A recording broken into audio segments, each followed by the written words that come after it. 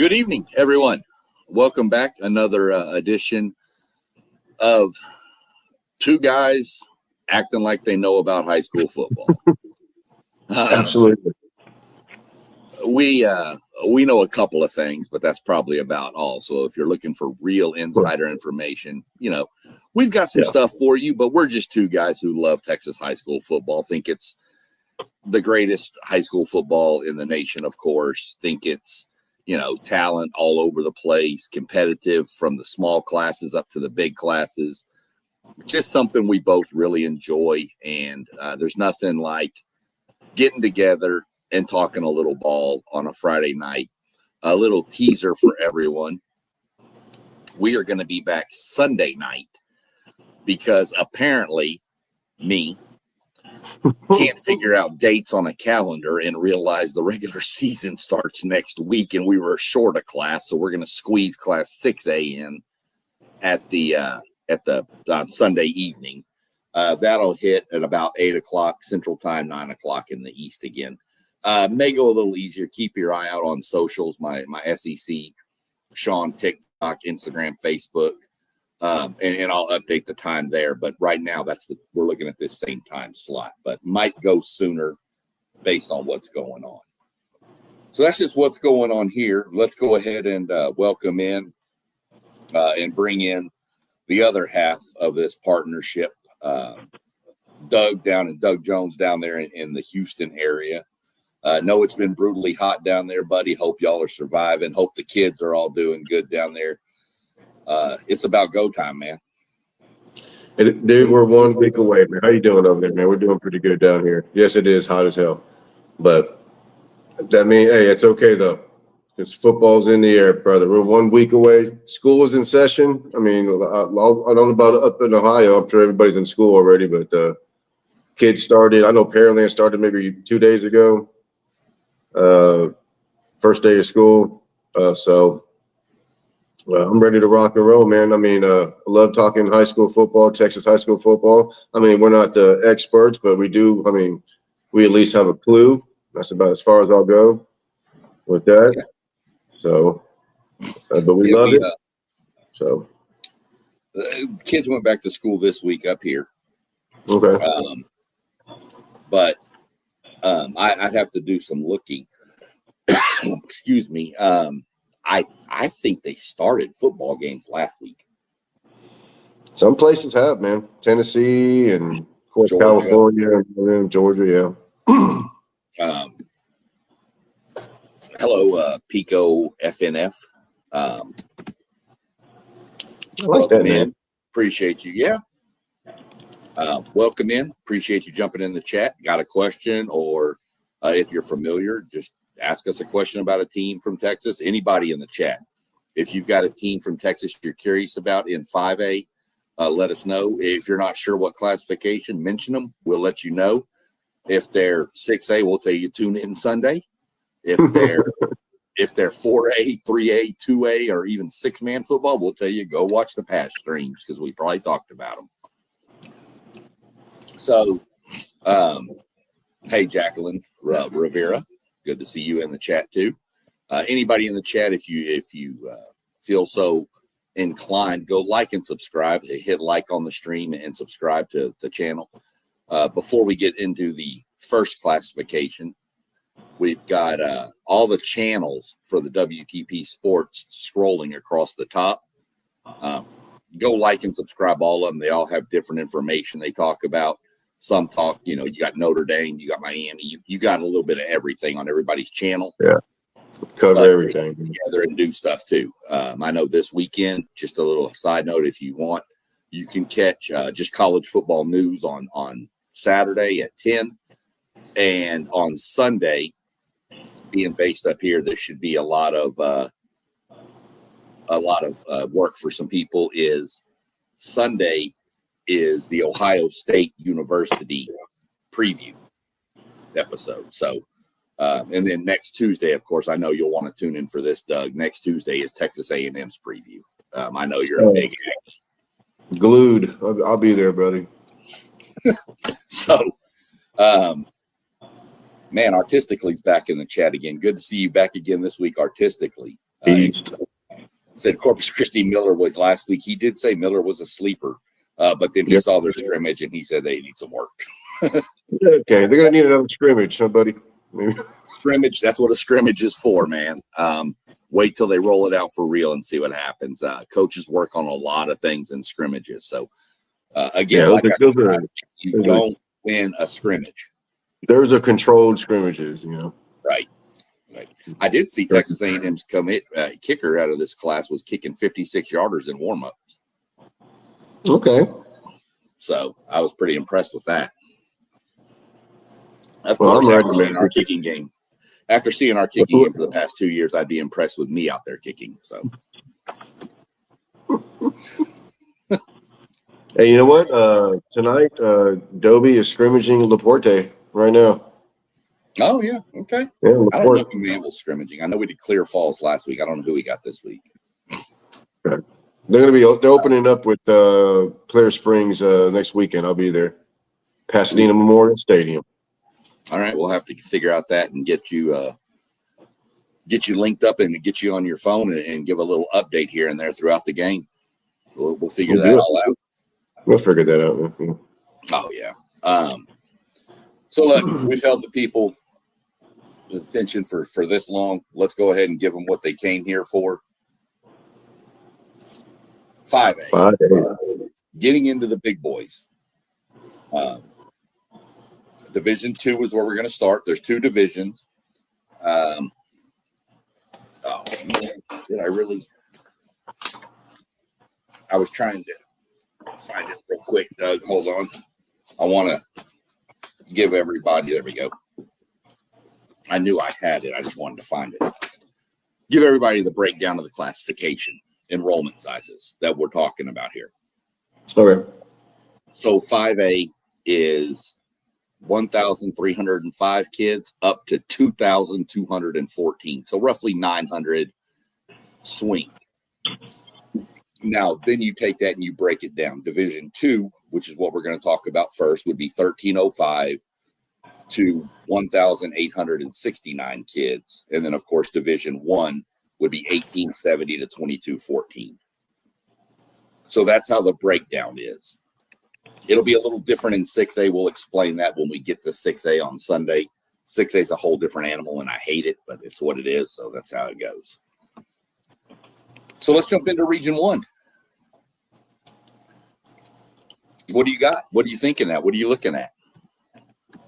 Well, I mean, like we were talking before the show, I mean, the first couple of districts, besides Palo Duro, they got like you said, they do have a player going to the University of Texas. Very smart kid, I have to say. Good choice. But we're going to skip right to District 3, I'm going to go ahead and say, man. Argyle and Lucas Lovejoy. These 2 teams, number one, got 2 the greatest coaches. So many great coaches in Texas, Sean, but the 2 Todds. Todd Rogers, been Argyle for, I think, 23 years now. Mm-hmm. 269 and 47. Ain't too bad. No, pretty good. No. And Lovejoy has Todd Dodge. Many of y'all might have heard of him before. That guy was he at Westlake for so long, and son was a coach and all this and that. So this is it's going to be a great great district, I think, Sean. But I'm kind of pulling. I know Argyle's strong, man. They got a wide receiver, all world. I mean, he's being recruited nationally. But man, I'm kind of liking Lovejoy to make a move this year, man. They went 6-5 last year. Had some injuries, had some young players, but that's the district to look at, man. What do you got?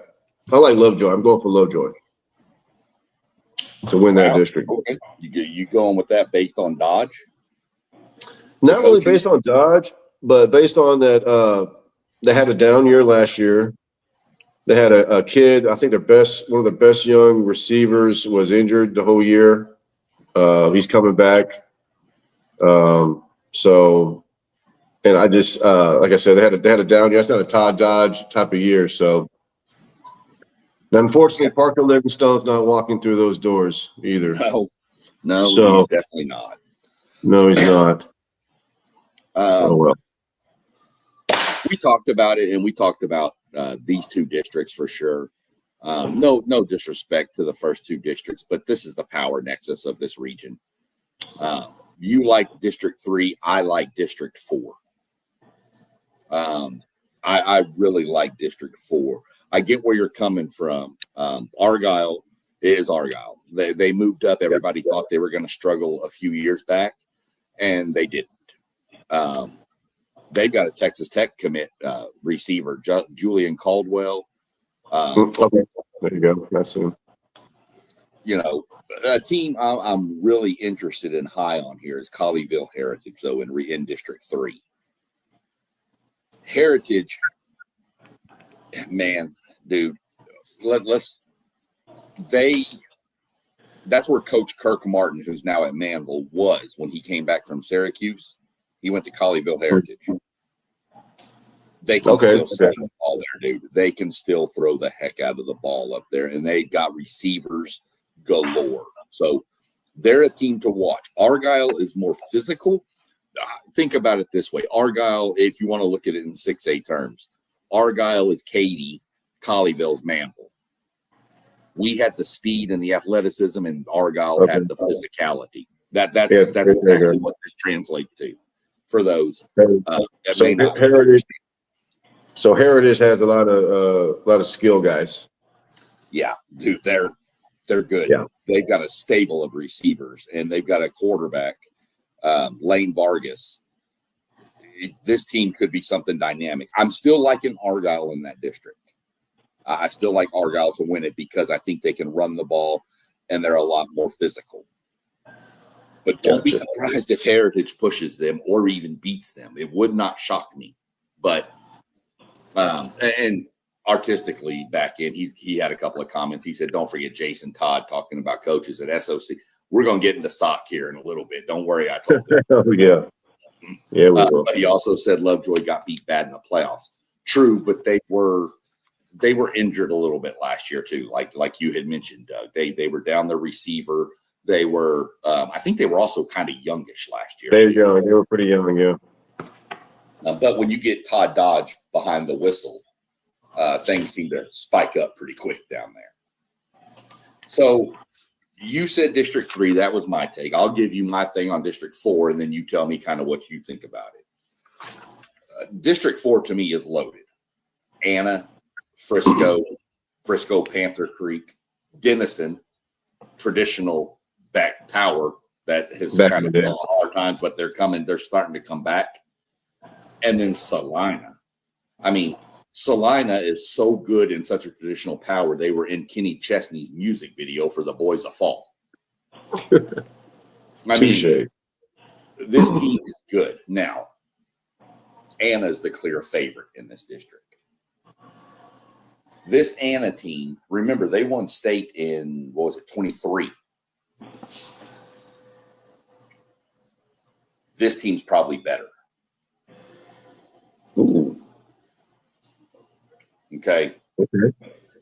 Dude, their offensive line, watch their offensive line when you watch highlights of Anna. They are going to maul people. They love to run the ball, but they've got the weapons outside to chunk it too. So Anna's my pick in this district, and I think Anna's pretty sizable. But, man, Frisco, Panther Creek, Denison, and Salina are going to be in battles. Prosper Richland is a team that's starting their first varsity season. We saw how Prosper Rock Hill did in their first season. We've seen how Shadow Creek did in their first season. Richmond Randall, Iowa Colony. These teams don't take 7, 10, 15 years to build a program. Not These anymore. teams are hitting the ground running. So, watch them, but Salina's going to be real young this year. That's why I've got them. I've actually got Denison. Them and Denison and Panther Creek are probably all right there. Panther Creek, remember, is a move up from 4A. So they're getting into, do they have the depth? But they've got the skill to be there. In fact, Frisco has LSU running back Brennan Lacey is on the roster, and an Air Force wide receiver Lowry Assel. So, I mean, they've got 2 studs right there on offense. But I'm going Anna to win this district. I think they're the team to beat. Well, the first thing that stands out to me in this district, Sean, is how big is Frisco, Texas, bro? Like Frisco Panther, Frisco freaking High, Frisco Emerson, Frisco Memorial, Frisco Independence, and this is in 5A. We haven't even got to 6A yet. No, they got some 5A D1 schools too. Man, that's crazy. When I was in high school in Commerce, Texas, 3A high school, Frisco was in our district. Just Frisco. Those is just one high school. Just Frisco. Right. Yeah. Right. And now they have like 12 high schools. Damn. They're the Cyprus of Dallas, is what they are. Oh, okay. I got you. That makes sense. Okay. But I'm kind of with you on this though. With Anna, the Coyotes. What Coyotes? The Coyotes or Coyotes? I think they're the Coyotes. I think they're Coyotes. Now you said they like to run the ball. Well, they got an offensive lineman, Peyton Miller, 6'5", 315. He's being recruited nationally. I'm not sure if he's committed, but I'm sure he's probably one of those maulers that you described. And I'm sure the rest of the offensive line probably follow his lead with that. So, and plus Salina. Dude, am I seeing this right? They're returning 0 starters on defense. Wow. I mean, 2 on offense. I mean, that's spectacular. Returning 2 on offense, but 0 on defense. Yep. So this is a proud program, my friend. But yeah, I mean, did the JV go undefeated? I mean, I don't know. But Salina is such a machine that they just plug and play. They're methodical. They absolutely are. I mean, you could take Gary Joseph out of Katy and run that Katy offense with any other head coach, and it's going to do the same. I mean, it's just a machine. It's just when you're a traditional program like that, it's just plug and play. Let's see what Artistically has to say before we move on here. Do y'all know what happened there last year? Happened where? A lot of things happened a lot of places. I might be missing something here. But what are we talking about? So give me a little more insight. I might have missed something too. And I'll get back to you Artistically as soon as you hit me up there. So I'm just going to run through a couple of players that I did. And all I did was go out with mostly players that were committed. I mentioned Julian Caldwell going to Texas Tech. You got Kyron Brown from Amarillo Palo Duro. You got the LSU commit. You got our Air Force commit.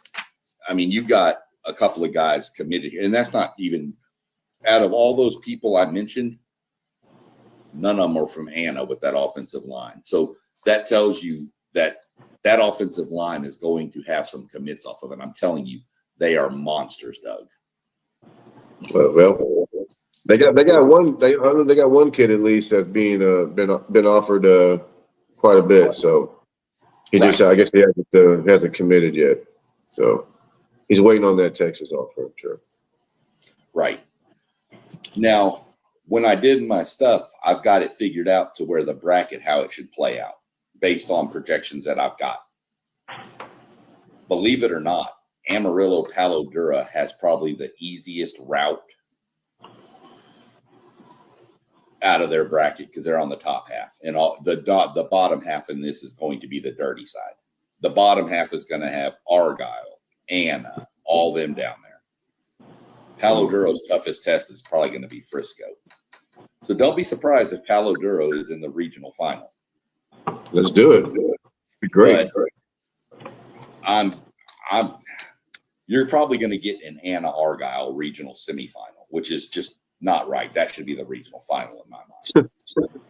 But right. Argyle, Anna, I'm going to lean Anna over Argyle in that game. Just because of the trenches. Yeah. And Argyle is going to be physical too, don't get me wrong. But I think Anna, you're telling me that this team is projected to be more loaded than the 2023 state title winning team. It's hard to go against that. Yeah. So I'm going to take Anna to come out of this region and get to the state semifinals. I will give you a spoiler. I don't think they get past the semifinal round. So you got that in Region 1? Yes. Okay. See, I'm kind of leaning either Argyle or Lovejoy. Yeah. The same district, buddy. And yeah. I'm gonna stick with Lovejoy, but even though you got me kind of feeling Anna a lot right now, so it's gonna be a good year, man.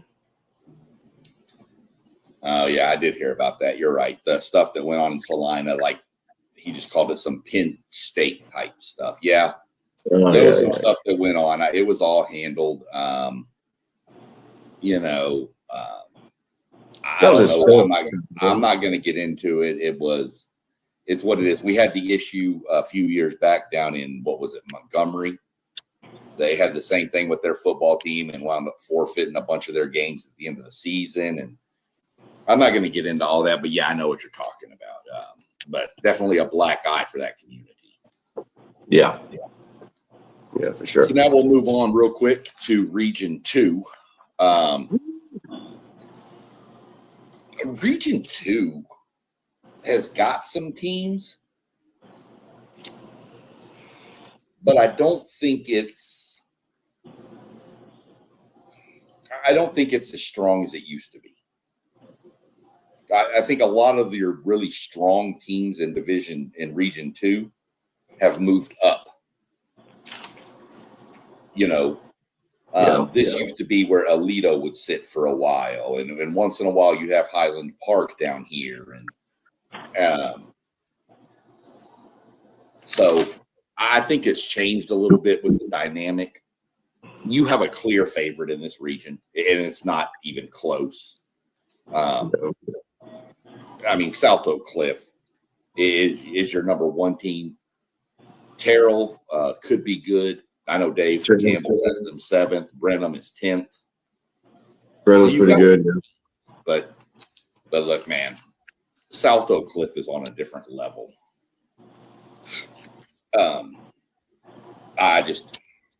Completely different level. Even their uniforms are on a completely different level, Sean. Right.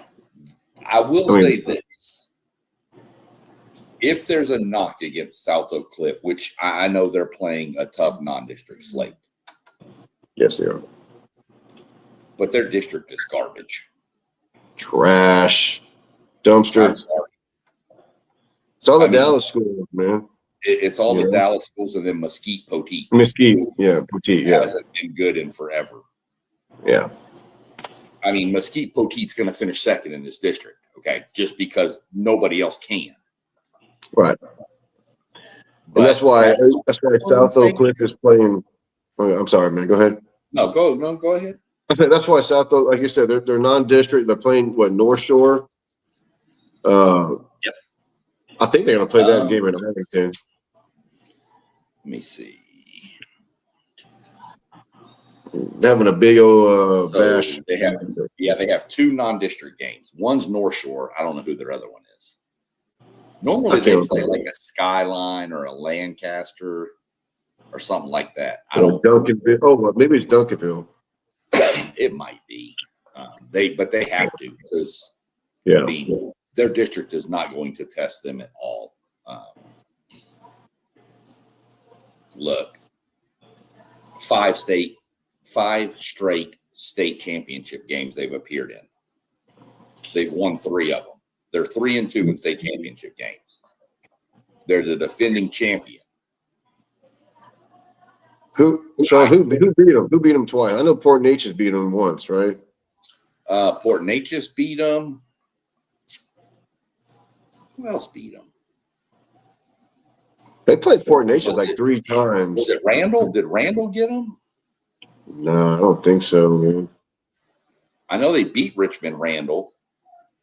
Maybe it was Port Neches both times. I don't think it was twice. It could be. I'll have to look that up when I let you start talking for a little bit. Okay. He artistically said yes. I don't know if that's in relation to PNG beating him twice, or was it Randall? I thought Randall got him once and lost once. And then I thought PNG got him. I think it went PNG beat him. Then I think Randall beat him, and then they beat Randall. And they beat PNG in the state championship again. They played again, beat PNG. Right. And they beat, They've had some battles, man. But Dallas South Oak Cliff, I mean, they had a hell of a senior class last year, Sean. I mean, it's going to be tough because I think I remember I sent this to y'all during signing day, but I think they signed well over double-digit seniors, the scholarships last year. South Oak? Yeah. Oh, yeah, they did. South Oak Cliff, like well over double-digit seniors, and most of them went FBS and big schools and stuff like that. So that's going to be tough to replace. I think their quarterback is coming back. They got, of course, an awesome offensive lineman. I don't know if you've heard of him before, but he's a big boy named Brian Swanson, committed to the University of Texas. I figured. I mean, he had to be committed to the University of Texas. You weren't going to say it if he was an Aggie. So. Well, okay, got me there. But they're only returning 4 starters on each side of the ball. So I mean, it's gonna be tough. But it is. But they don't call themselves the Mecca for nothing, Sean. Right. Okay? Well, I mean, look. Let me put it this way: they're returning 4 on offense. One of those is Jaden Williams, the quarterback from last year. There you go. Let me just go ahead and say, artistically, here you go. Coach Todd is one of. I'm going to put Coach Todd in the top 5 coaching Mount Rushmore right now. When you go to an inner city school like South Oak Cliff and you do what he's done that nobody else, that talent has always been there. We know they've always had talent, but nobody could ever channel it, and he did. Coach Todd is amazing. How long has he been there? What he has done. 7 years, maybe 6. Wow. He was immediately got them better immediately. No kidding, dude. And just remember, when asked about his quarterback, Jaden Williams, he said he's probably a little more athletic than Kevin Jennings. Kevin Jennings, who's at SMU. Right.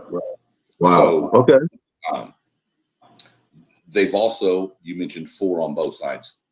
On their defensive side, they're bringing back Isaiah, and I'm going to butcher his name, Udom. UDOM. Okay. This dude had 7 interceptions last year. Don't throw that guy's way, man. But because you've got somebody like that, you just tell that D line, which we know they have, pin your ears and go. All right. And they do, which forces the quarterback to throw it up, and he goes and gets it. The next weird stat here, you hear this one's for you. We talked about how bad their district was. They outscored their district opponents in 2025, 371-0. See, they get to play a lot of young players, though, so that's a good thing. That's another reason. That's why they get to stay healthy, play young players. You're building nothing but depth for the next year or injuries. Yeah. I'm not going to spend much more time on this this district. This is South Oak Cliffs, and it's not close. That's not even funny. Yeah, they did do that. I knew artistically mentioned that. I don't know if it was yesterday or if it's tonight it's happening, but I know that they were doing a tri-scrimmage with Sauk, Duncanville, and Cedar Hill. Yep. I was going to mention that actually. They did do that tonight. Was it tonight or I think it was last night. I think it was last night.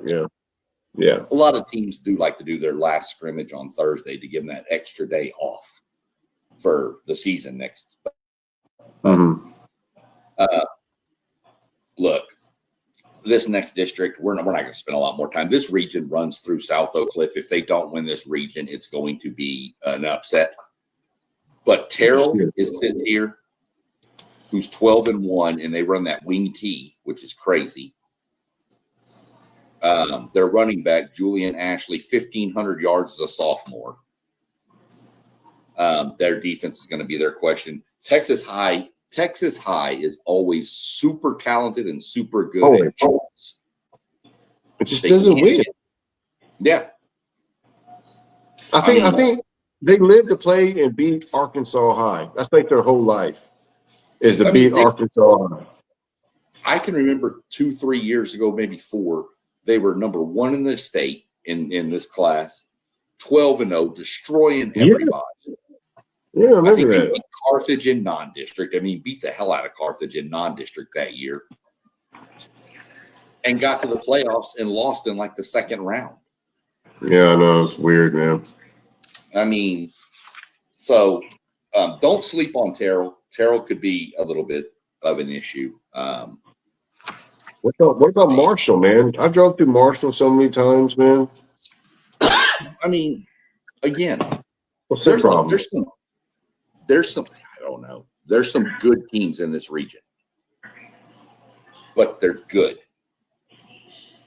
Then there's the elite. And there's only one elite in this region. Yeah. South Dallas. Right.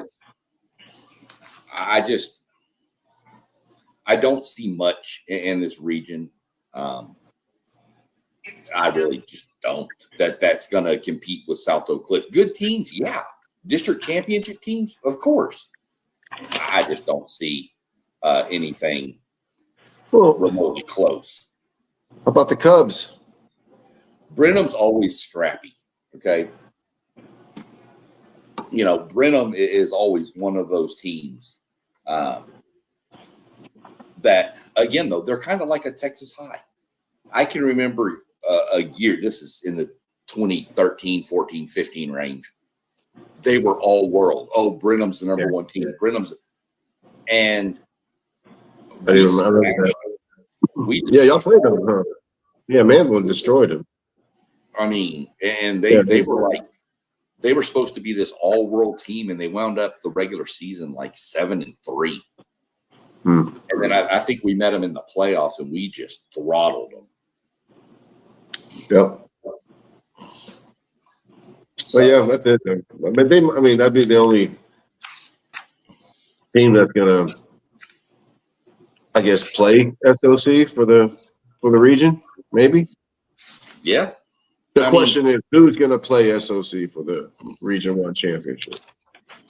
Well, based on how my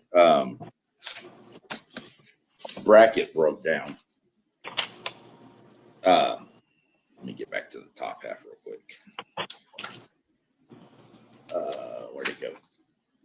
I don't know where the top half of my bracket is. But either way, I'm looking at Brenham probably to come out. I think South Oak Cliff would get Terrell earlier. Okay. And I think they beat Terrell, but I really don't know of anybody else down there besides Brenham. Based on how the matchups fall, I'm going to go South Oak Cliff over Brenham. I think Brenham will get to the regional final. Okay. But I think I don't see them beating South Oak Cliff. Yeah, there's no chance. Yeah. And then, of course, that would put South Oak Cliff, in my mind, up against Anna, and in yours, it puts them against Lovejoy. And I've already seen what South Oak Cliff does to Lovejoy before. Yeah. At Parker Livingstone, South Oak Cliff beat them by like 60.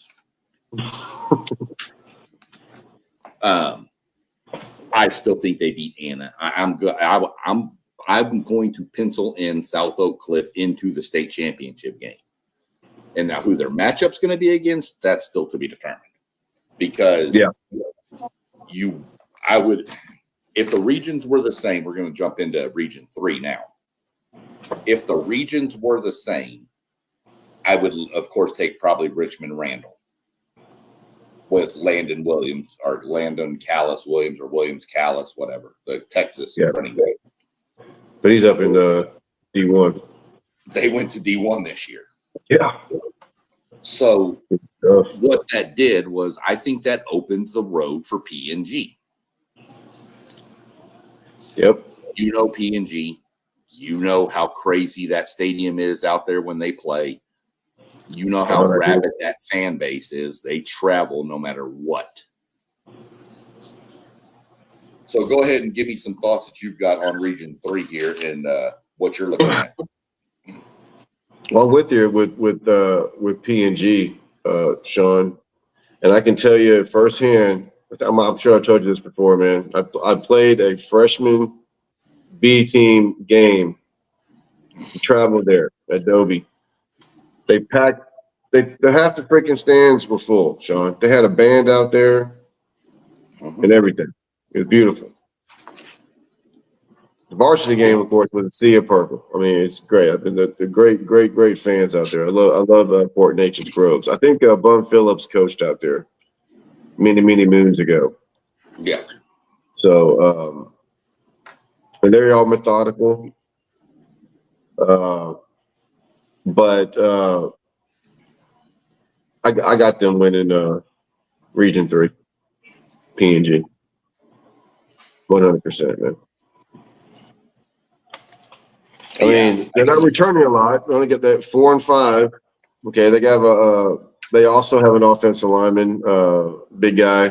His name is Ace Reeves, I believe, yeah. I'm not sure if he's committed yet or anything like that, but they're well coached over there at Fort Nature's, Sean. Oh, yeah. Watch Montgomery. They've got a running back over there. Watch them. Keldred Ben. He's committed to Oklahoma. Watch that kid.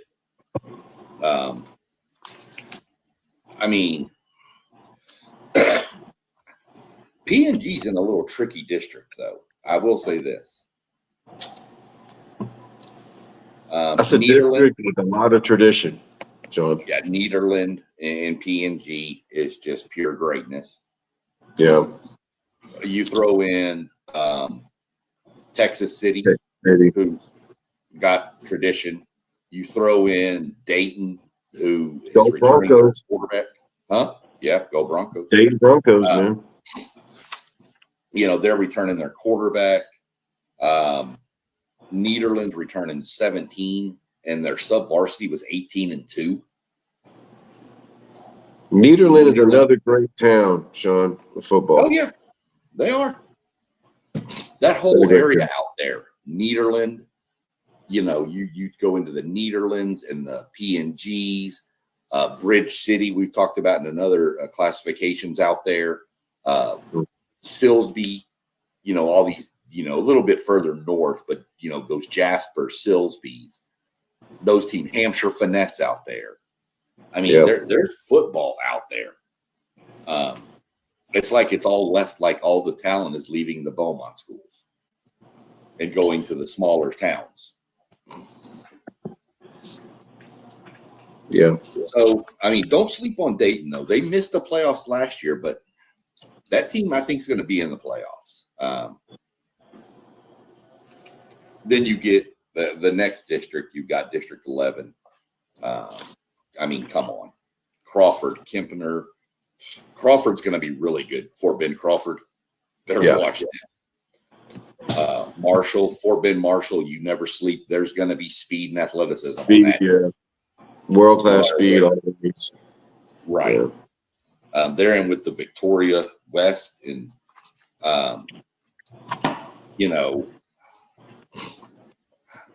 Fort Bend Crawford, I think, only lost 2 games last year, and they were both, I think, to Richmond Randall. Well, how long has Crawford been around? That's a relatively new school, isn't it? Yeah, it's new. Yeah. I think this is like their 3rd year of varsity. See, isn't that crazy? Okay. They have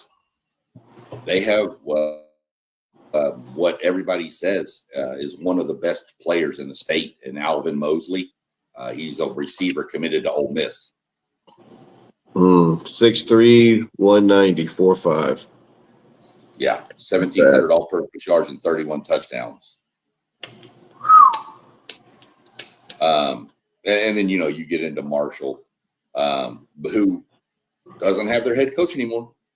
Nope. He retired, or he moved on. I don't remember where he did. I think he made it. We're going to see what that does with this. Like we said, this team's got speed everywhere. This is where who's the kid play for now? Is he at Arkansas? Chris Marshall, receiver. Came from Boise State. Went to A&M first. Then he had some trouble and went to Boise State. Now he's at Arkansas, I believe. He's from there. Devon Chain. Everybody probably knows who that is. Miami Dolphins running back. He's from there. There's going to be speed on the field when Fort Bend Marshall takes it. The Buffaloes. Yes, but Crawford, I think Crawford's the favorite in that district. Yeah. I really don't see a whole lot of challenging coming out of the last district here. The Austin area, Bastrop, Pflugerville, Elgin, all that. Bastrop is probably the favorite here with their quarterback coming back, but I don't know.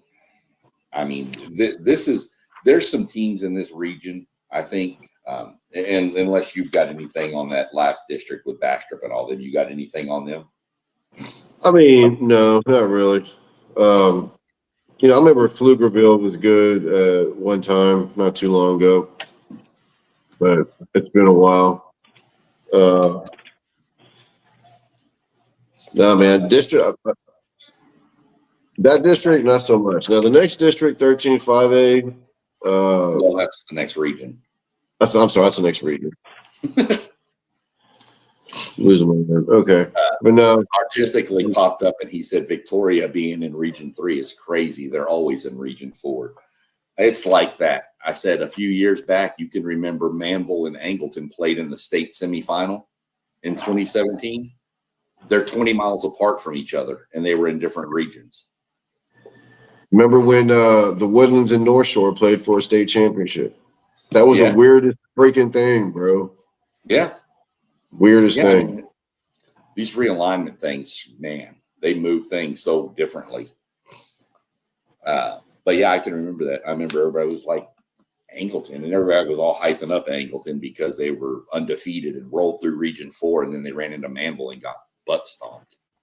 Well, you know who their offensive coordinator was? Yeah, you're the former coach who's now at LaPorte, right? That's right, Kevin Bernithi, man. You know who their stud running back was, right? I can't remember his name. Yeah, because he didn't do nothing when he went to college as the number 1 safety in America. BJ Foster. Yeah, we shut him down completely. Okay. That kid had so much talent, he just blew it all away. He just didn't put in the work and thought his talent was better, but different subject. Yep. Happens. It happens. I'm going to be, even though what I said coming off of this, I'm going to throw a little boldness out there on this region. Fort Bend Crawford wins this region.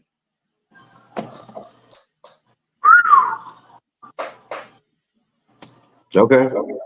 Give me Fort Bend Crawford to win this region over PNG, but close.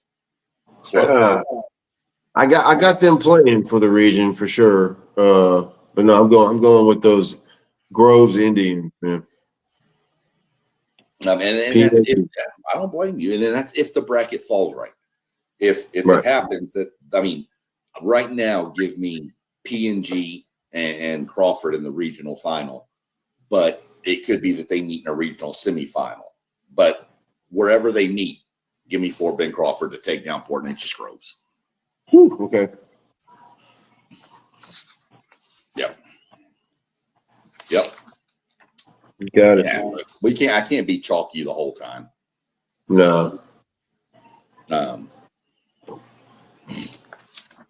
Fort Bend Crawford could have a hell of a run. They may have to go through Bastrop too. We'll squeeze through Region 4 real quick here.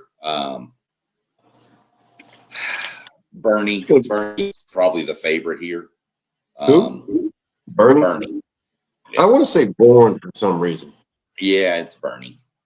Is Bernie? Bernie, yeah. I mean, Boerne. Yeah. Yep. Bernie. But I mean, this region could be a little fun. You've got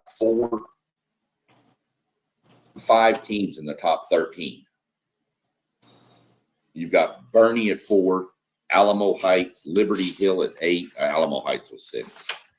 New Braunfels, the Unicorns, 9. And then one of my sleeper teams here, Gregory Portland. I don't know if you call a 13th ranked team a sleeper, but they haven't really been much. There used to be back in the day, if you can remember, Craig, and I know artistically, being from down there where I can almost bet you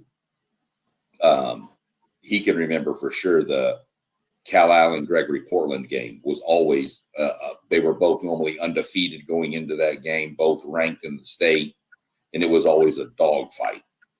Mm-hmm. But Cal Island has moved down while Gregory Portland moved up. So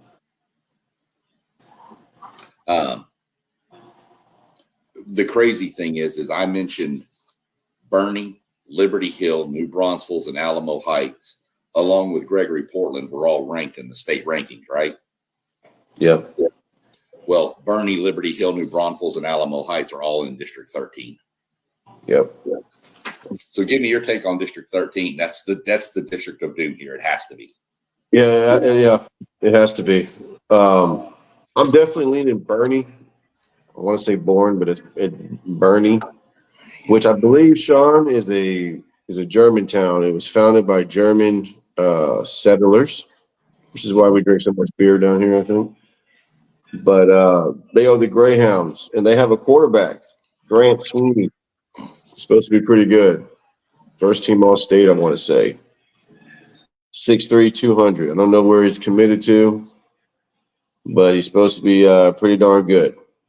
Now, Liberty Hill, are they a slot team? Yep. That's the team that runs that slot team. They're one of the original teams that does it, yes. Wow, okay. And then, that's going to be a tough district, bro. Well, here's the problem with Liberty Hill, too, though. Liberty Hill has opened a second school. They should have voted that down. Well, they're going to lose some of their depth. But you mentioned Grant. They should have opted for a 9th grade center. You mentioned Grant Sweeney, the quarterback from Bernie. Right.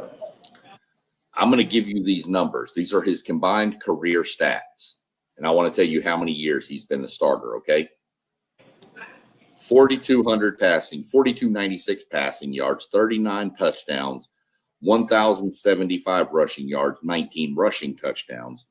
So a total of 5,371 yards and 58 touchdowns. Jeez. How many years has he started the quarterback position to get those numbers? Yeah. It's got to be at least a 3 or 4 year starter, man. 1. Was he a transfer? No, that was his first. That was his first season as a starting quarterback last year. So he was a junior. He probably was he even a senior? Well, but think about it. Bernie has won this region 2 years in a row. So they've had good players already. So he probably had to wait his turn. It's kind of like being a running back at Katy. You have to wait your turn. Yeah. That's just they one got the player. time starter. Oh, yeah. Bernie's good. Dude, they got a D lineman had 128 tackles last year, man. 8 sacks. Yep. A D lineman, bro. Yep. Yeah, you have a real dual threat quarterback sitting there at Bernie. That's why I think they're the favorite. But even though I mentioned they opened a new school in Liberty Hill, that slot T is so hard. The problem is these teams have seen it for years because they've played Liberty Hill, so they know how to scheme against it.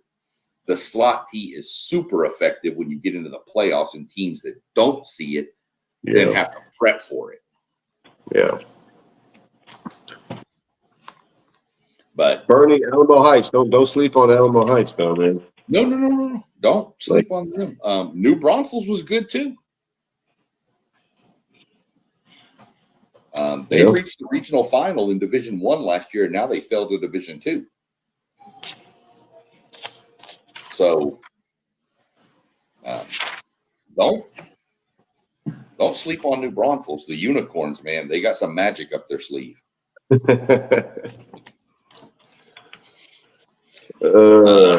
Who else we got here? I don't know that we really have another district that's going to challenge that one.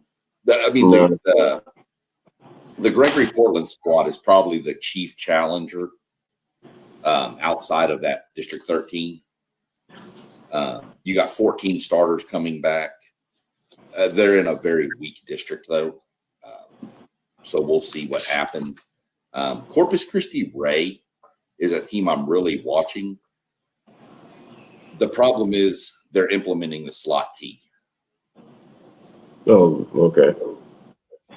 So,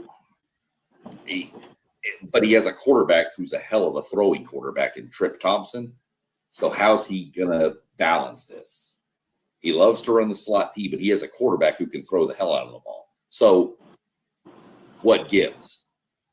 I mean, because if you run the slot T and you can throw the ball, you might have a problem on your hands trying to defend that. Oh yeah, well, all you're gonna get is one-on-one matchups too. Usually, well, and you know that offensive line knows how to block if they're blocking for the slot T. They know leverage. So that's going to team to watch. The Valley has some teams, Mercedes and stuff like that, but they normally get in the playoffs, make it to the second round, and get smashed. Yeah, it's been a while since we've seen a real threat or anybody come out. But you're right, Mercedes, awesome artistically. You're right, they are the best team. The problem is, I don't see them getting past the second round. They're going to run into one of those San Antonio schools, a Liberty Hill, an Alamo Heights, somebody like that who's going to beat them. But Mercedes is the best team from down there for sure.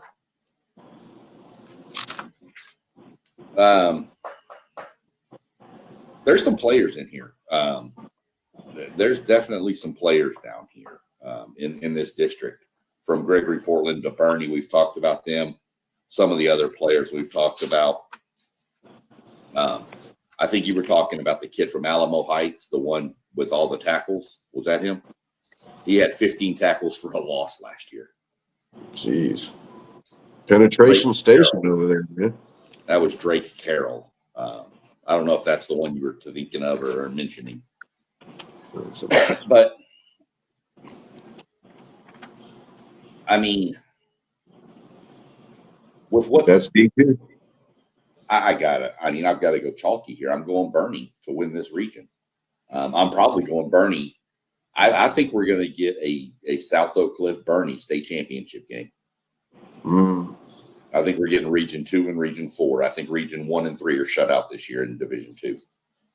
I think Bernie gets there to South Oak Cliff, and I think South Oak Cliff has their way.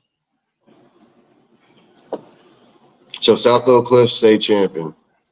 Yep. Again. Yeah. Yep. I'm gonna go PNG, man. Okay. You taking Going PNG PNG. over who's coming out of this region? Oh, Bernie. Oh, Bernie.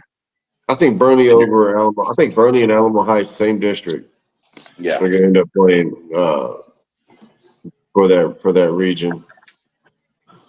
But I'm only gonna go PNG because SOC lost so much. So I mean, they lost a ton, bro. The seniors. That was a hell. That last year's team was probably the best team. Probably the best team in the state, really. Who was the best team in the state last year? Probably SOC. Probably South Oak Cliff. Oh, yeah. I mean, I would agree. I mean, you know. So it's gonna be close though, man. I'd love to see Bernie and South Oak Cliff play though. That'd be pretty nice. Maybe they're meeting the semifinals. Maybe South Oak Cliff and PNG might meet somewhere in the region or the semis.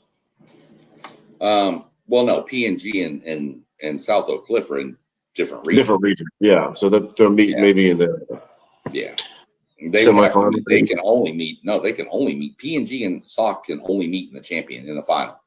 Oh, that's beautiful. Okay. Remember, Region 1 plays Region 2 in the state semifinal, and 3 plays 4. Okay, so Bernie would play SOC. Bernie would play PNG in the semifinal. Okay. Well, then Bernie ain't playing SOC for the state championship, buddy. Yeah, well, you've got PNG beating them, and I've got them beating PNG. Let's go. So, that would be the 6th round, though. Artistically, PNG and SOC can only meet in the championship game, which would be the 6th round of the playoffs. I think. Isn't that right? By district area. Yeah. You got to win 16 games. Regional semis, regional final, state semifinal. Yeah, 6 game. Yeah. I haven't been in Texas in a while, so my math might be off. You win a state championship, you're playing 16 games. Right. Well, that's Division 2. Doug's taking PNG over South Oak Cliff, and I'm taking South Oak Cliff over Bernie. Division 1. And brother, this is where the rubber meets the road. Now, the best draw for any team in the history, I think, happened in Class 5A, Division 1, Region 1. Denton Ryan got shoved into Region 1. And Alito's not there.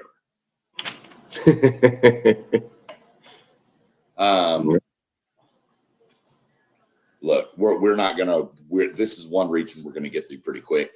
This is Denton Ryan, and it's Denton Ryan in the field. Denton Ryan is loaded. I'm not even the El Paso schools. I mean, I love the El Paso schools when they're good, but let's just call it what it is. Yeah. No, man, Denton Ryan, Sean, their entire defensive line is going Power 4. Yeah. The Zane Rowe kid is going to Oregon, which I wish he would have went to A&M or Texas or somewhere, but that kid, since he was a sophomore, looked like a freaking man. Okay, so he's going to Oregon. He's got I can't remember the other guy's name, but they got 4 guys on that D line going Power 4, man. So that's pretty impressive. They might have the best defense in the country now. Unfortunately, they were not able to get Nussenmeyer. UIL said no, we're not doing that. Integrity. Yeah. So that's going to hurt them. But I don't know who they have at quarterback. I don't know. They usually got somebody. I mean, they're going to have a quarterback. Let's just call that what it is. Yeah. And let's just go ahead and be real. I mean, their defense is going to keep them in every game anyway. Yeah.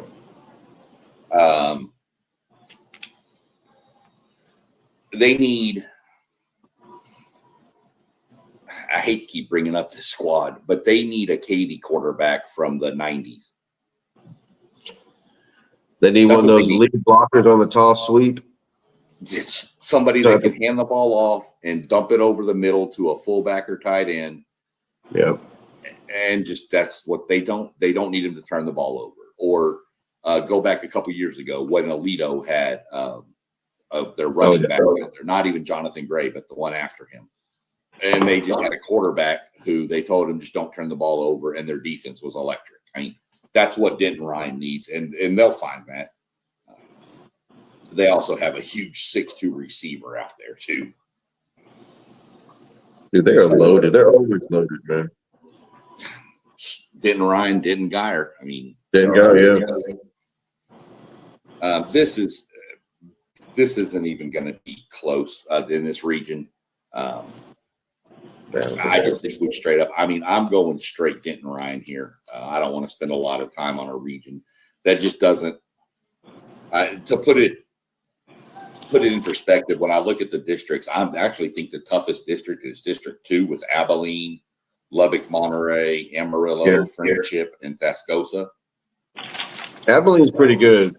But the second toughest district is Denton Ryan, and it's Denton Ryan and 5 other people that might make the playoffs. 3 of them will. Right. So I'm going Denton Ryan here. I'm not leaning anywhere else on this. Abilene is a sleeper team. Watch Abilene. Yeah. They're always kind of that team. And I see Denton Ryan beating them in the regional final, by the way. Right. Me too. That's how I got it. I don't have a lot of faith in the rest of that region. But now, son, region 2. Oh, no. Mm-hmm. I'm just going to ramble off. This is not any ranking system at all. It's just something I put together. I kind of put them in what I think would be the order if I was ranking. Okay, let's start off with DeSoto. Then we look at Frisco Lone Star, perennial playoff team, deep run team. Oh, hey, here's Highland Park. Richland, up and coming. Melissa has been good. Lancaster, tons of skill. Cedar Hill, traditional power. Frisco, really good. I mean, come on, man. This region is so stacked. Your obvious number 1 team here is DeSoto. But looking at District 5, go ahead and look at District 5. Tell me what you see there. Dude, I see Frisco Lone Star. Those guys got they might have the most talent of any team, man. They got so many players. Their quarterback, I think he's only a junior, I want to say, but he's highly regarded. They always got wide receivers, defensive guys. They got a ton of all-state guys. I like Frisco Lone Star a lot, man. This year, and again, 1, 2, 3, 4, 5. They got 6 freaking schools. Frisco. Yeah, here, buddy. That's not counting the other ones that were in Division 2. That is insane. Yeah, I told you they're the Cypress of Dallas. Yeah. But besides them, I mean, Melissa. I mean, they're moving up. Team. Yeah, they're moving up. Yeah, D2 state semifinals last year. But Lone Star, man, Trey White is the quarterback. He's outstanding, man. Yeah, they got a ton of players, bro. I like Frisco Lone Star a lot. Yeah, looking at District 6, Lone Star is my pick in that district too. They're stacked. District 6, again, I'm not spending a lot of time here. The UIL loves Highland Park. They put them in the easiest things they can ever put them in. When they were in 6A for a year or so, they put them in the weakest district up there. I don't know. It is what it is. They're really good. They're solid coach. Okay, it's great. I mean, that's fine. They're a great program. Absolutely. But the team that people need to watch out for, not that they're going to beat Highland Park, but Richland. Watch Richland. 11 starters back on defense. Good and Lord. 6 offensive starters. They've got a UCLA committed running back. So watch Richland. I'm not saying they're going to beat Highland Park, but they could push them, and they could even make some noise in the playoffs. So watch Richland. One thing I want to mention about Highland Park real quick. I'm not going to spend a lot of time on it, but keep an eye on quarterback Buck Randall. Oh yeah. He is on pace to break Matthew Stafford's passing records at Highland Park. Get out. So, watch him. That's going to be something that needs to be tracked, that we need to see if he can beat that record. That's a hell of a name, dude. Buck Randall. Yeah. Good name. Yeah. Quarterback. So, a sleeper team in this district is Garland, Naaman, Forest, dropping down from 6A and returning 8 on both sides of the ball. And they have Raylan Deal is a TCU committed an athlete. Good. Definitely another district here, District 7. I mean, a bunch of Dallas ISD schools. Tyler's mixed in there for some reason. Yeah. The Mesquite schools, which are on the east side of Dallas. Again, not much to see there. West Mesquite's your team to beat here. West Mesquite. Tyler had some tradition back in the 90s, man. Yeah, they're getting better. Earl Campbell's from Tyler, Texas. So. Right. And Tyler always going to have skill talent. Crandall is another sleeper team here. They've got a receiver committed to Vanderbilt. So watch Crandall, but Crandall has struggled for a little bit due to there's the depth and whatever. But being in this district, watch Crandall. Crandall could be sneaky here. And then, I mean, come on, I'm just going to quit being a coach. If I pull up my realignment packet and I'm in this district, District 8, I'm just retiring right there. I'm done. Yeah. Put my papers there. Yeah, DeSoto, Lancaster, Cedar Hill, Mansfield, Summit, Midlothian. Midlothian. Yeah. The most unfair move, DeSoto moves down to Class 5A after winning 3 of 4 state championships in 6A Division II. Yeah. Oh, and they have a pretty good running back.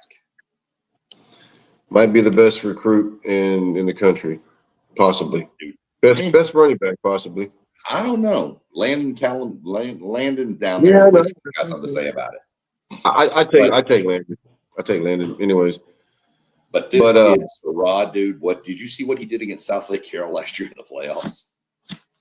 Dude, go check out a scrimmage highlight of the other night. He broke away the whole. I don't know who they scrimmaged, but the whole team looked like they had him, and he broke away anyways and scored a touchdown. It was crazy. Against South Lake, he went for like 350 plus against South Lake Carroll. Against that, yeah, against 11 senior letterman. Right, that's crazy. But DeSoto moving down to 5A, man, that's scary. That's scary for those 5A guys. But man, they're gonna run into some pretty good teams in the playoffs. I think they're gonna be surprised a little bit. It's gonna remind them a lot of 6A, I think.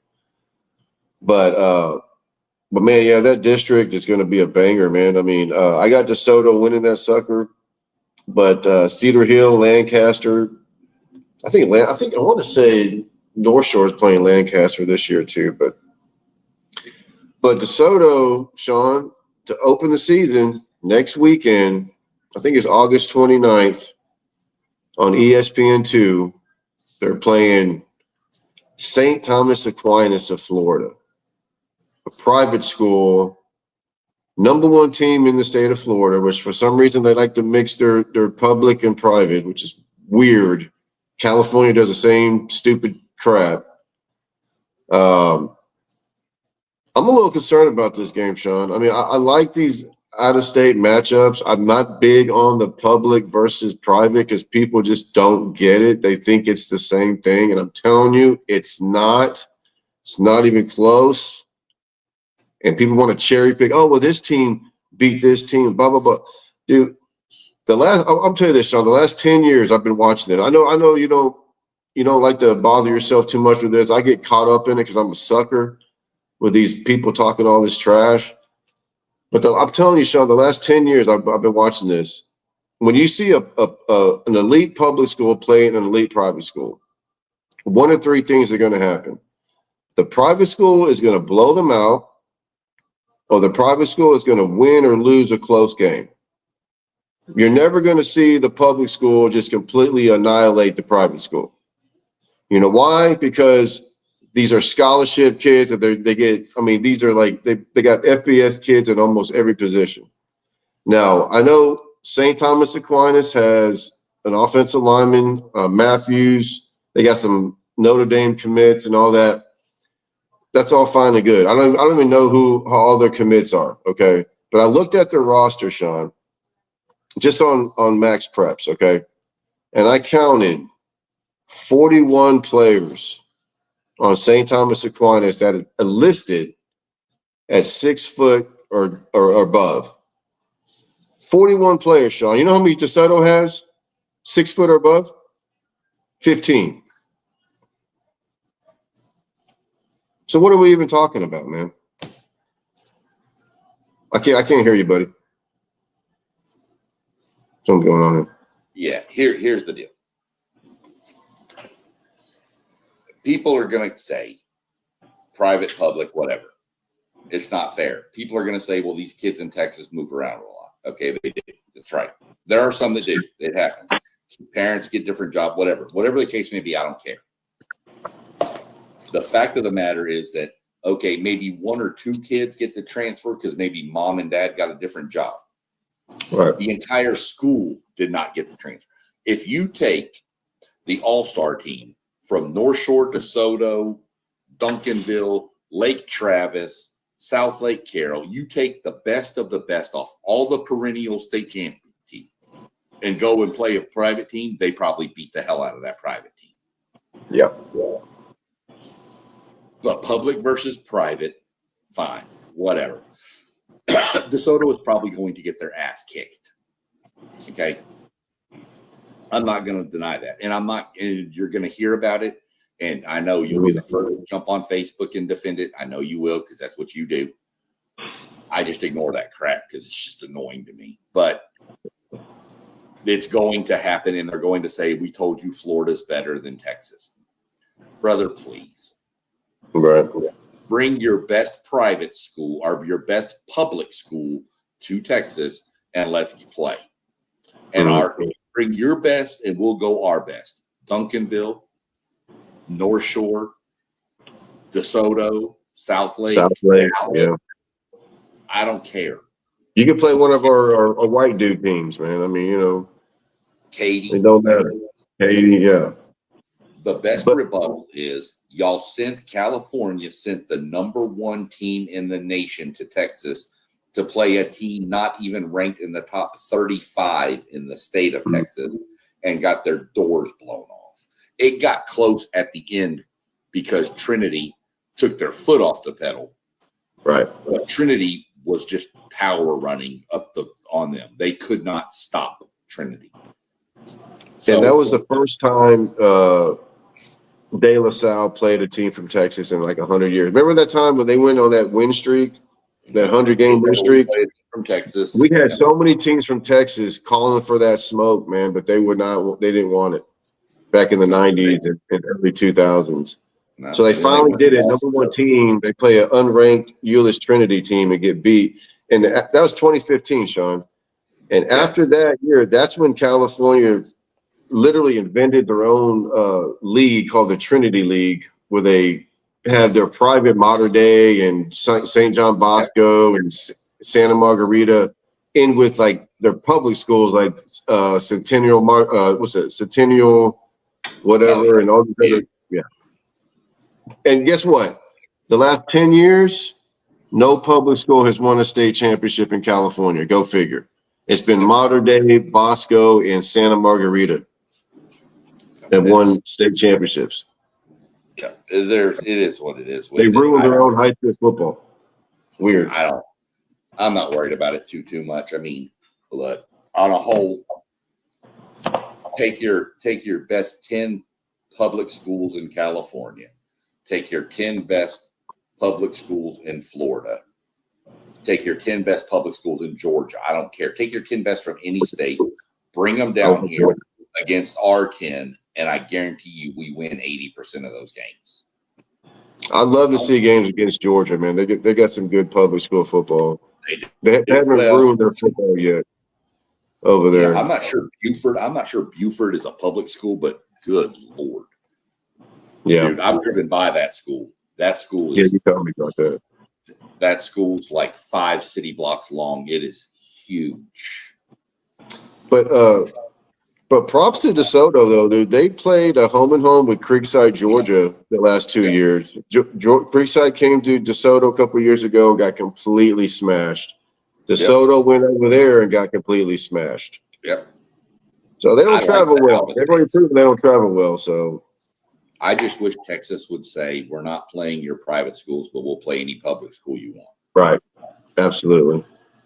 And we'll talk about another matchup Sunday in 6A. Westlake and English. He's right with us. Artistically, California fans are the worst. They brag about how private California. Yep, that's what we're saying. But Doug gets it locked. He gets on Facebook and loses his mind with them. I just ignore him. I get suckered in. They know that if they bring their public schools over here, they're going to get their ass handed to them. That's just all it is. Yeah. If they walked into one of our stadiums, those kids would lose their minds. Those kids were walking into Legacy Stadium in Katy or Allen Stadium or Melissa's new stadium or even Alvin ISD's Freedom Field Stadium. Come on. Those kids would lose their mind at the size and the stature of these buildings. Or what's the one in Cypress? The Berry Center, right? Oh, yeah. Look like a brick castle. Yeah. He just said St. John Bosco is currently losing 14-0 to Bishop Gorman. Yeah, 2 private schools. Bishop Gorman's in Nevada.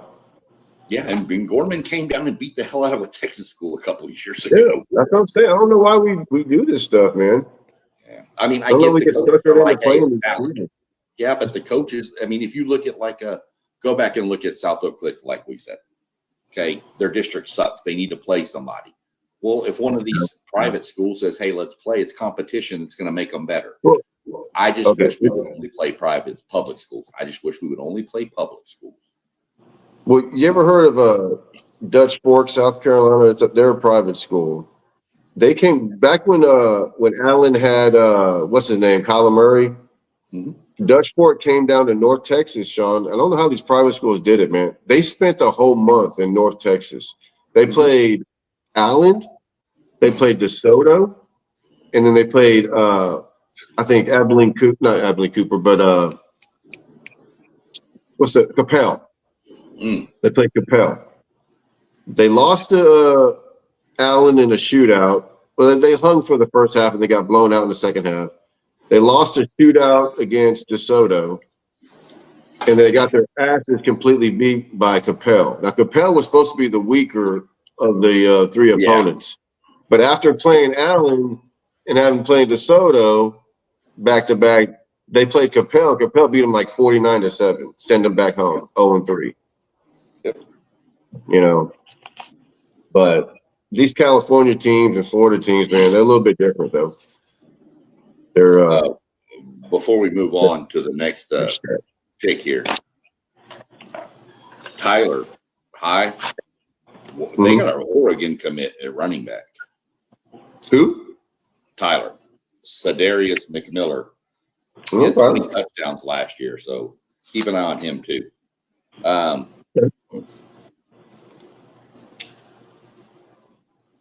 Man, this region is I love DeSoto and Sarad Baker and their defensive line. But they've lost some people off that team too. Yeah. Richland's going to be really good. Frisco Lone Star is going to be really good. Yeah. Who are you taking in this region? Man, I'm telling you, I think DeSoto is going in for a surprise, man. How many good teams are in 5A, bro? Because right now, like I said, I've been saying, I'm kind of leaning Frisco, Lone Star. But I don't know, man. We're going to see. I want to see how DeSoto looks next week, man. But you can't take that into a private school. You can't take that into account against one of them private schools. Because DeSoto lost what 2 or 3 games last year and won the state championship. Yeah. I think they started like 1-2 or 1-3. Yeah. Yeah. You know, I learned a valuable lesson the time down there in Manville when we'd run into Katy. If you have a powerful rushing attack and a good defense, you're really hard to beat in the playoffs. I'm going to lean DeSoto over Lone Star very close, but won't be surprised if it flips and Lone Star wins. But I'm going to lean on DeSoto with that running game and the defensive line that they have. I think DeSoto on both lines is going to be much better, and they're going to be able to wear teams down by running the ball. So I'm going to go DeSoto very close over Lone Star. See, I'm kind of torn with this, man, but I think I'm going to lean DeSoto with you, man, because they do have a good defensive line. I think they got a Texas Tech commit on there. Yeah. And Coach Mathis has done a great job, man. And I'll hand it to them. They'll play anybody. So, I guess I'll go DeSoto, man. In this region for sure. I don't know if I have them for the state champion, but I do have them. Yeah. Let's move into Region 3. This is the second district. I think this is the deepest district. Our district, I think this is the deepest region in Class 5A. I ran through the teams' top 10 over in Region 2. But in Region 3, you've got Richmond Randall, LaPorte, who everybody is high on this year. Pflugerville Weiss is good. Port Arthur Memorial is always in the mix. Angleton's going to be really good this year. And Consolidated. In this region, Iowa Colony, whose only losses have been to Richmond Randall in their existence, is 7th. Dude, Iowa Colony is 24-2 the last 2 years. Nah, it's got to be 24-4 because they've lost to Randall 4 times. Oh, really? Yeah, I think they've lost 4 games to Randall. They've played them in district, and then they played them in the playoffs every time too.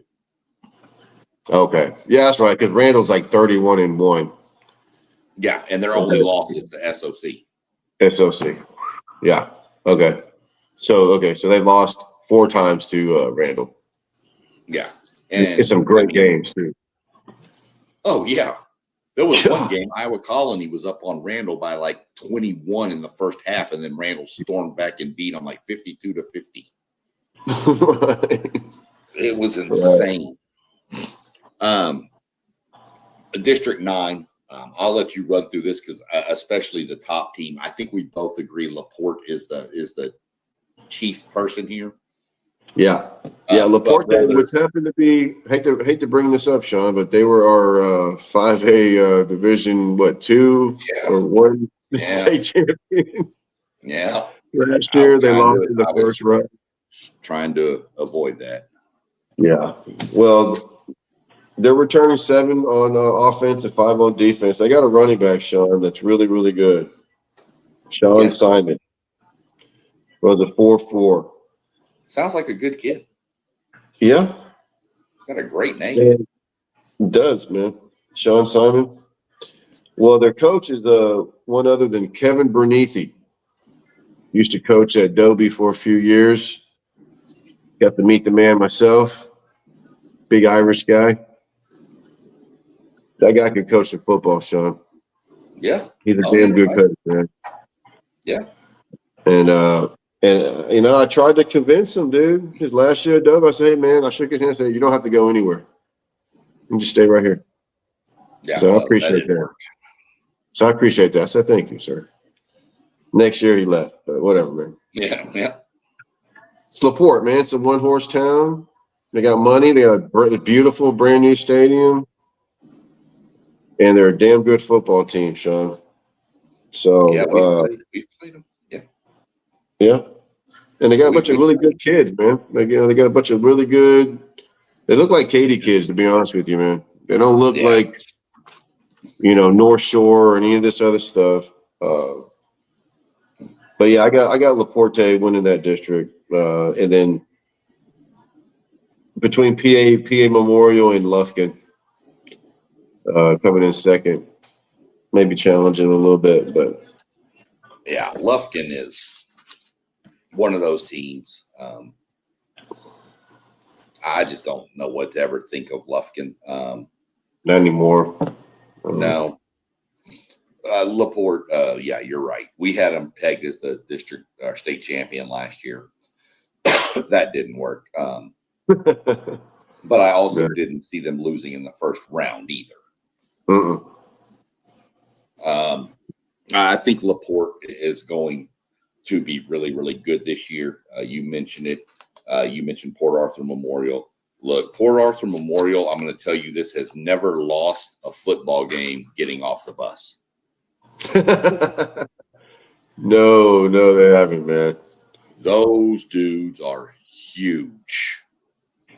And let me tell you something. They know it, and they intimidate you when they come to the stadium.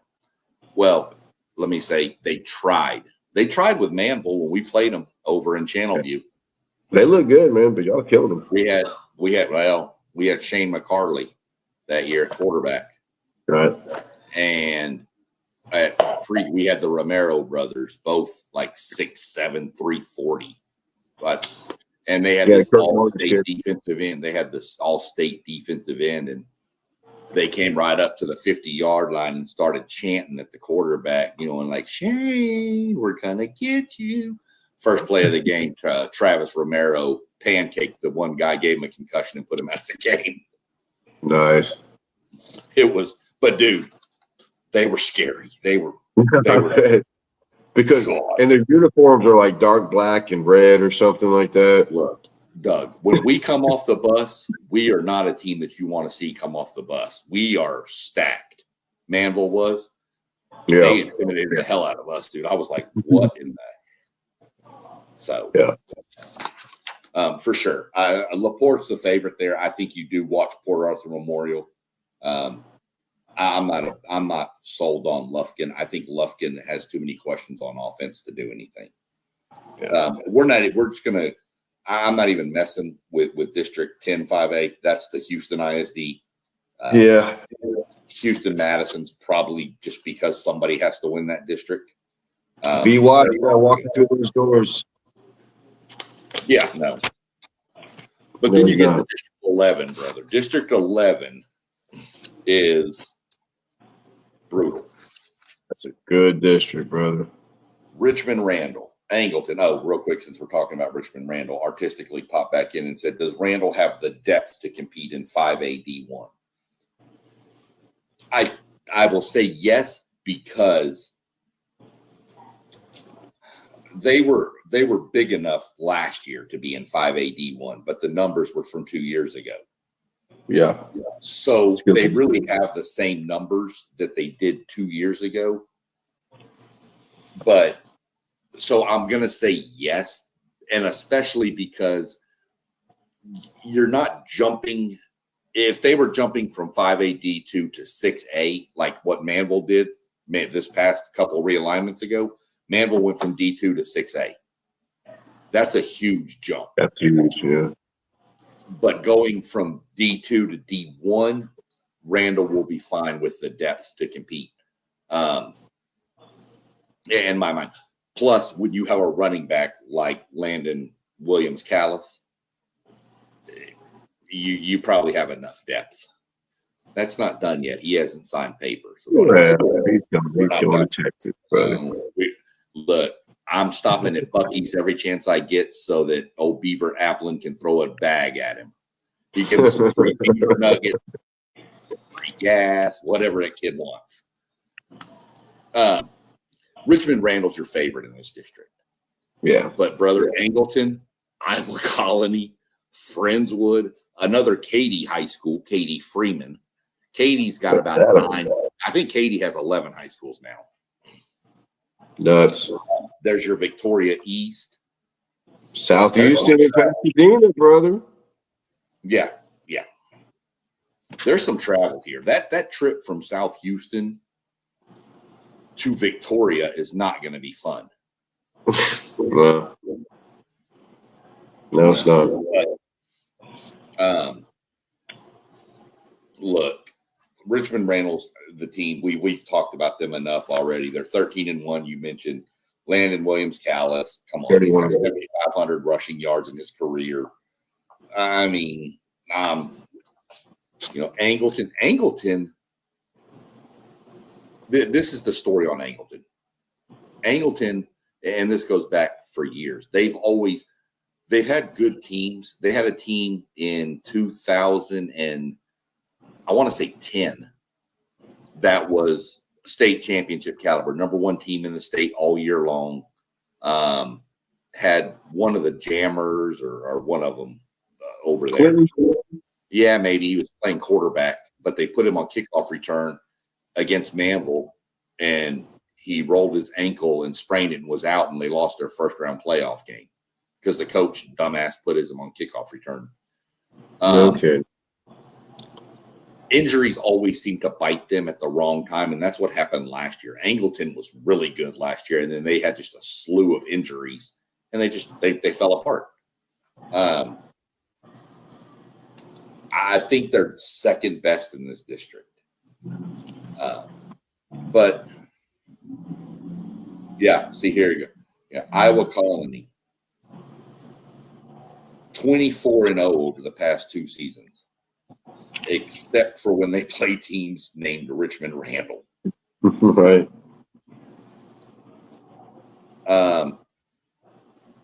But that was their first graduating class last year. I'm curious how they return. I know a couple of kids transferred out of Iowa Colony and are at Manville now. No kidding, huh? Yeah, a couple transfer from Shadow Creek to Manville too. But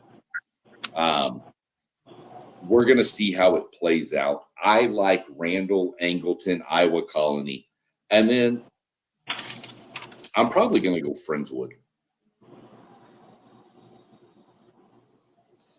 Yeah, I'm going to go Friendswood for Friendswood over Freeman. Yeah, I think Freeman's too new of a school. And in that district, I think that's asking a lot for a school to get dropped into that district. Friendswood, especially if that Freeman school has to go to Friendswood, weirdest stadium in the history of high school football in Texas. Dude, Friendswood has everything in their backyard, man. Like squeezed. Right. Together. There, if you go to a game in Friendswood, there is soccer field, football field, everything is like. People let you park in their grass for home games for like $20. Yeah. At a high school game because there is no parking. Mm-mm. Well, I had to go there one year and cover a game for the newspaper in Alvin. And I got there 2.5 hours early and couldn't park. I had to park down the road in somebody's yard. So, yeah, it's brutal. But I'm going. But Friendswood's a great community, Sean. It's the safest community in Texas. Yeah. They're proud of that. I guess. I wish I could afford to live in Friendswood, my friend. But I don't.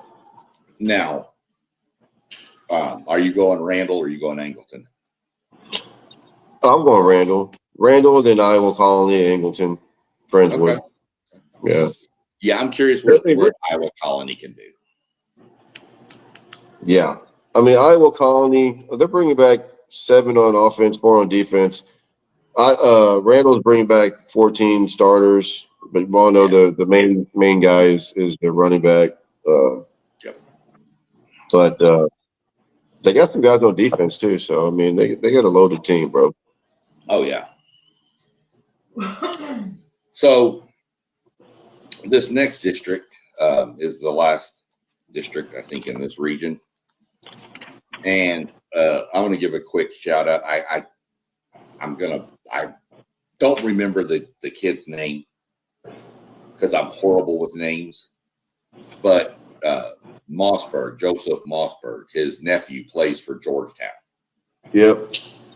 He's I think he's a sophomore this year, maybe a junior. But he plays down there, cornerback, safety, I think. I know he's a defensive back. So keep an eye on them. I'm going to keep an eye on them and see. His name wasn't in Dave Campbell's magazine this year, so I'm thinking he's probably a sophomore, maybe hit varsity next year. This district is Pflugerville Weiss. Yep. Last year, Pflugerville Weiss went 10-3, which was their best record ever. They've got a Washington receiver commit. Trey Moore is there. So, Big Ten receiver. I don't know. I mean, I'm thinking Pflugerville Weiss. I'm thinking the district's going to go Pflugerville Weiss, Consolidated, A&M Consolidated, Shoemaker, Georgetown, and College State are all kind of battling for that 3rd and 4th spot, I think. Yeah. Yeah, I think it's top heavy with Pflugerville Weiss. Oh, yeah. For sure. I think so, too. Now, interesting about Pflugerville, Sean, if people don't know where Pflugerville is. Yeah. They're between Austin and Round Rock. Mm-hmm. And you know what they like to say over there, right, man? Go ahead. They like to say that we're stuck between a rock and a weird place. That's right. They have T-shirts that say that. That's brilliant, man. And where do they play football? Round Rock? No, they play football at the Field. It is what? PF. It's got a P in front of field. Oh my God. Yep.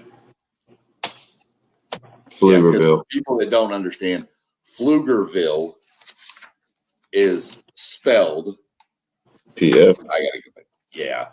Pflugerville. Pflugerville. So the P is not there, but it's there when you write it. It's there. It is there. So yeah, they play football. That's the field.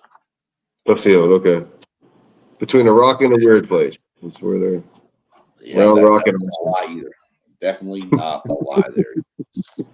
What's crazy, when I looked at this and I had it set up with the playoff brackets, you realize the first round playoff game we can get if things hold to form is A&M Consolidated at Iowa Colony.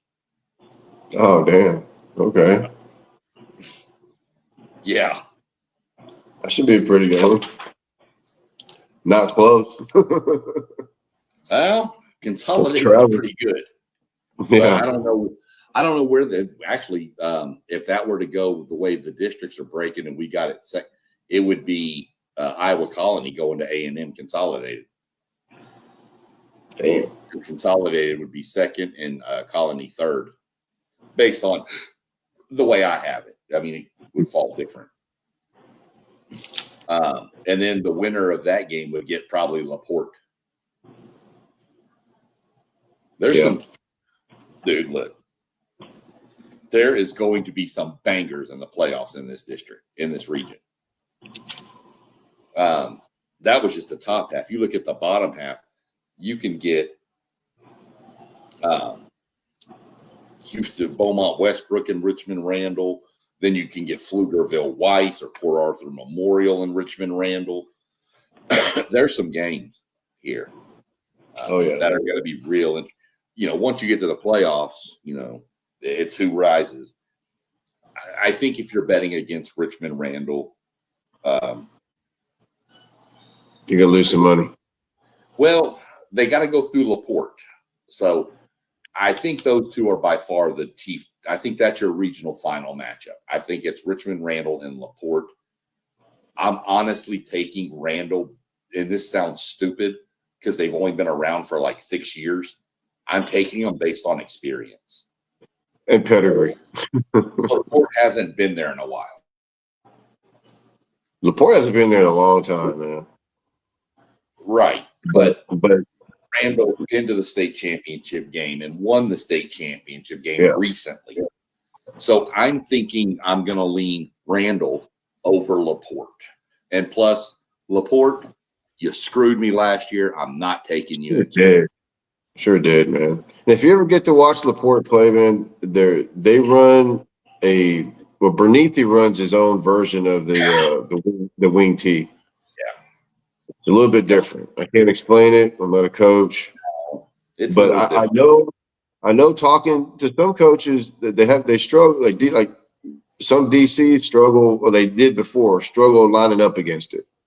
At least back when he was in Angleton as the OC in Angleton and all that, I was hearing stuff like that. They're having trouble lining up against his offense as far as alignment goes. You just have to have a DC in the defense that know their assignment. We played assignment football against them. They still ran the ball pretty well against us, but they could get 2 or 3 yards, but then they'd miss a pass. or we'd stop them behind the line. And once you put that offense behind the chains, it's hard for them. Unless they can throw it. And Angleton never really could throw it consistently. You put them in passing downs, man. You got them. Yeah. So I'm going to go Randall over LaPorte in this region for sure. Yeah, me too.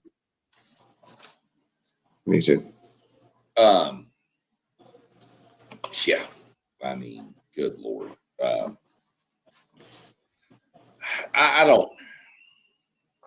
I think Region 4 this is another region that has a clear favorite. Yes, sir. And it has to be Smithson Valley. Yep. The Rangers. Are they back-to-back state champions? Yes, sir. Are they 24-25? Yeah. I knew they won it last year. I couldn't remember if they won 24 or not. And Sean, I want to ask you something, dude. Because I swear they took like a 10 years off or something that you didn't really hear much about Smithson Valley. Before you did, I remember, early like 2000s or 20, whatever. They were really good. And then you just didn't hear much about them for like 10 years. Mm-hmm. And now they're back. Well, remember where Smithson Valley is, north side of San Antonio. Right? Yes, sir. The good side of San Antonio, if you will. They built a bunch of schools out there. Piper. There's just a bunch out there. There's a bunch of high schools that got built that took some away. I think Smithson Valley fell down into the 4A range for a couple of years and then started coming back up. Yeah, they did. But hey, they're back. I'll take a 10-year hiatus to go back-to-back state champions. Dude, you're not kidding me, man. And they got a quarterback, Ty Knutson with a K. Yeah. 6'3", 215. It's Newton, but okay. I'm gonna go Knudsen. Okay. Just because he's going to the University of Texas, my friend. Well, then he's definitely a nut. Well, there you go. And I like the way he plays, dude. He kind of reminds me of Archie, man. I don't know why. He just kind of reminds me of Archie. It's a little bit he's got high right now, maybe. Come on, man. He's a great quarterback. Smart kid, too, apparently. But they also have a wide receiver, defensive back wide receiver named Hunter Hall, I guess. Haug. Yeah. He's going to Tech. So, doesn't Katie have a linebacker with the last name of Hall that transferred from Kingwood? Maybe that was committed to the University of Texas, but decommitted. Mate, I'll have to look that up when we get to 6A on Sunday. Tune in. Kind of upsets me, man, but no, man, I like Smithson Valley a lot this year, Sean. To be honest with you, man. I think can they three-peat? I don't know. They got to mess with DeSoto this year. Yeah, but that. Maybe that's right. Maybe, but right now. But here's the difference too, though. You say that, okay? DeSoto's going to be beat up getting there, dude. Smithson Valley's not. You ain't lying, brother. That's a good point. That's a good point, man. Yeah, but I want to go Smithson Valley, man.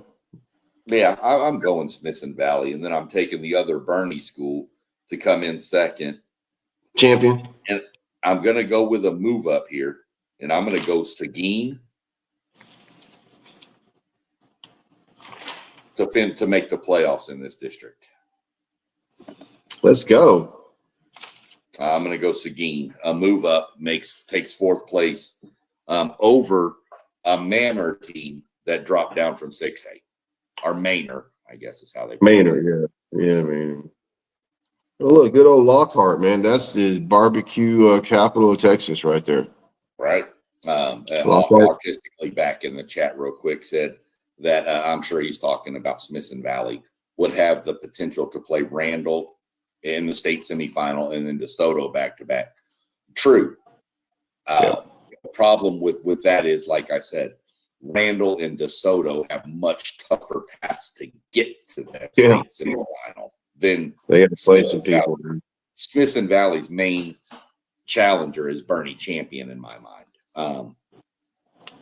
So there's really nobody. Then you run into a bunch of the Valley and some of the San Antonio schools. San Antonio J would have been better, but their quarterback left and is now at Seguin. Yeah. Hopefully Smithson Valley's scheduled up on non-districts. Hopefully they're playing some people next week and the week after. I'm getting a little bummed here because I'm thinking that Dave Campbell just quit running the app. Really? Nothing's updated. There's no schedules. Oh, wait, hold on. I lied. I looked yesterday and they weren't there. They're there today. So, who are we talking about? Smithson Valley? Yeah. Keep talking about some other teams in this region. I'm going to look up Smithson Valley real quick. Well, I mean, besides Smithson Valley, I mean, honestly, Sean, I'm kind of leaning Smithson Valley to win state again, man. Because I just like you said, I think DeSoto, they just got a lot on their plate, dude. I mean, they're going to Florida, and then and of course they're going to play. They're still going to play Duncanville. Yeah. They play them every year. Right. I don't know if they're playing SOC this year. Probably not.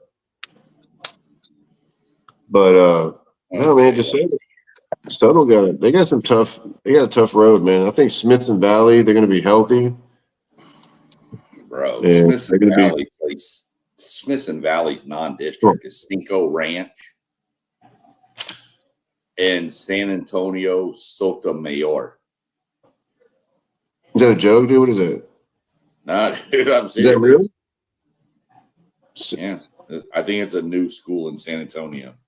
Damn, what the hell, Smith Valley? I mean, Are they gonna be ready or what? it's Smith Valley. They're going to do what they do anyway. They play great defense, man. They play really good defense, brother. RGV 5A moved up to 6A. Yeah, that's true. And McAllen Memorial. Yeah, that's probably the best Valley team in 5A. Is McAllen Memorial. Yeah, that's what I'd agree with that. I gotta hope that Corpus Christi Carroll does something this year. That would have been the high school I went to had I stayed in Corpus Christi instead of moving to Commerce. Yeah, I would have gone to Corpus Christi Carroll. Bro, you went from South Texas to North Texas, bro. That's it's also the high school that Salina would have attended. Salina. Yeah. No. So got to give a shout out to Corpus Christi Carroll. Corpus Christi. This is Flower play. Yeah. Yeah. I mean, I don't know that anybody else is ready to compete with him. Bernie Champion is the chief challenger. In my mind, Flower Bluff is going to be the best team in Corpus. That is for sure. Artistically, I don't have any doubt with that. I need to look at that real quick while he said that, because I wanted to look at the Carroll district or Corpus Christi district. Veterans Memorial is going to be good again this year. With their running back, that district's going to come down to Bluff or Vets Memorial. I don't know who I'm leaning. I'm probably leaning Veterans Memorial because I think they return more.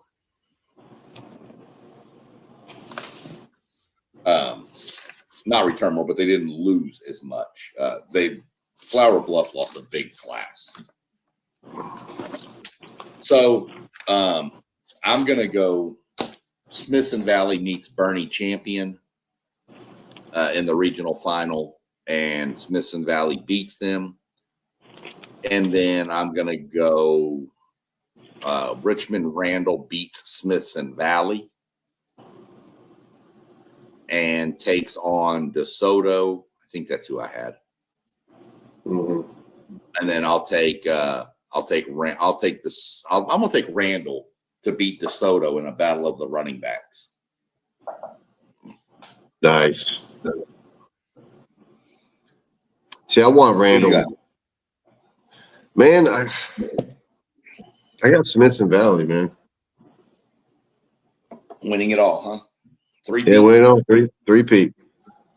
Why not? Because I don't think DeSoto is going to make it there. No. You know? We'll see. We'll see. They got too much. But Randall, yeah, I like Randall a lot because they don't have the rest of the SOC this year, so I know they're happy about that. Yeah, that gets us through 5A. Go ahead. What do you got? No, I was going to say, would it be Smithson Valley? Would they be playing Randall in a semifinal? In the semifinal. Okay. Yeah. Okay. And then DeSoto would play probably Denton Ryan in the other one. Or maybe Lone Star. Yeah, or Lone Star. Yeah. Lone Star, Frisco, Lone Star. Yeah. Okay. So there's 5A. 5A's done. Got about 4 minutes left. 6A is going to be a whoo boy. Hey, artistically, we got about 4 minutes left before my timer kills. So I'll get into that on Sunday. They're talking about they're trying out the replay system completely in Texas high school football. So they're taking it out. Now they're trying it. They're seeing about using it more than just the state championship games. Oh, okay. Good. So definitely come back on 6A night, Sunday night. We'll get into that a little bit. I was going to bring it up tonight, but I figured 5A might take us a little longer than normal because there's just so many good teams in 6A. 6A, we're going to probably have to cruise through a little quicker. We'll see. But we'll get on to it. Like I said, keep an eye out for all of the social media channels, SEC Sean, YouTube, TikTok, Instagram. You can see me. You can find me on Facebook. You can find me and tune in for the time frame. But we're looking at probably the same time frame, 9 o'clock Sunday night. So Eastern time. Appreciate everybody in the chat. Appreciate artistically all the insight and the knowledge and the questions you were dropping. Appreciate Thank you, Ortiz. with me, Doug. We'll link back up and get it going again Sunday night, and we'll get into the big boys before the season starts. Yes, sir, man. Let's do this. All right. Have a good night, and we'll catch up Sunday. All right, man. Talk to you soon, buddy. All right. Peace.